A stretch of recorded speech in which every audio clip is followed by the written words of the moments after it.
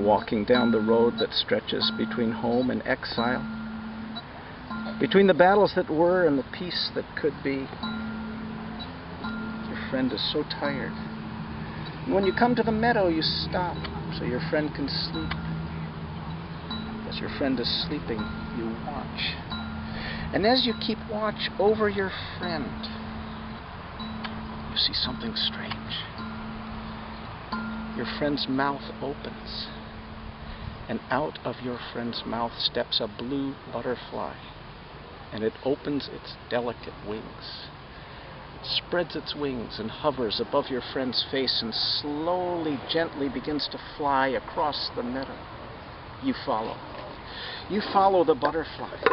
You follow the butterfly until it comes to a white skull half buried in the dirt. There are flies buzzing around the skull, and you watch as the blue butterfly lands on an eye socket, folds its wings, walks into the skull, and disappears. You wait.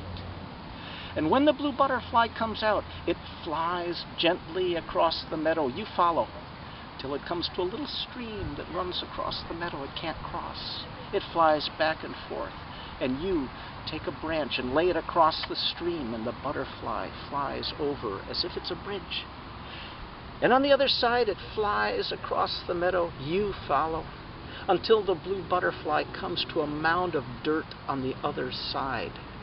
It enters the dirt. You wait. You wait until the blue butterfly comes out of the mound of earth and flies slowly back across the stream, past the white skull, all the way to your friend who is still sleeping, lands on your friend's mouth, folds its wings, walks into your friend's mouth, and disappears again. And at that moment, your friend awakes and looks at you and says, "I had a strange dream." You say, "Tell me your dream."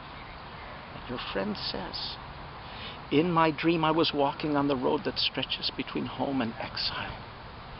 I didn't know where to go or how far the journey would take, but I walked and I walked until I came to a castle made of white marble, filled with lords and ladies with blue-green gowns, singing, feasting, dancing, and I joined them, and I was happy with them.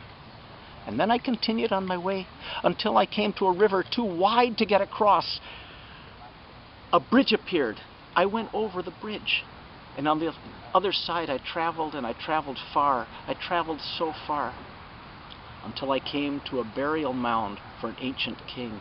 A great tomb it was. I entered the tomb, and in the tomb there was treasure everywhere.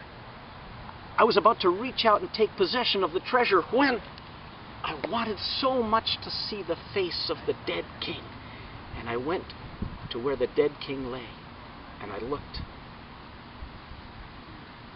and it was me. I was the dead king. And you say to your friend, "Follow me." You take your friend by the hand and lead your friend past the white skull and over the little stream. It takes one step to cross it, into the other side of the meadow, all the way to the mound of earth. And together you dig. And together you dig, and together you find buried there something strange. A rusty soldier's helmet from an old war, a forgotten war. And inside the helmet, a photograph of a young woman and a little boy. They are waving goodbye. And on the back of the photograph, a note that says, "We will never forget you.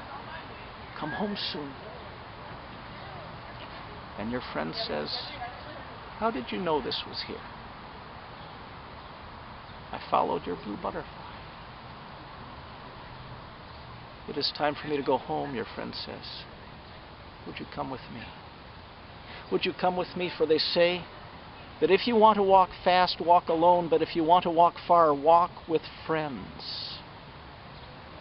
And you are walking down the road that stretches between home and exile, between old battles and possible peace.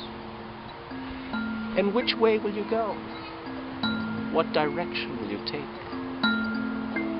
And are you walking alone on that road? I'm Dan Yashinsky. This is your story. I have walked on that road. The road that stretches between home and exile. This is your story. I hope you tell it to someone else. A story belongs to you when you give it away.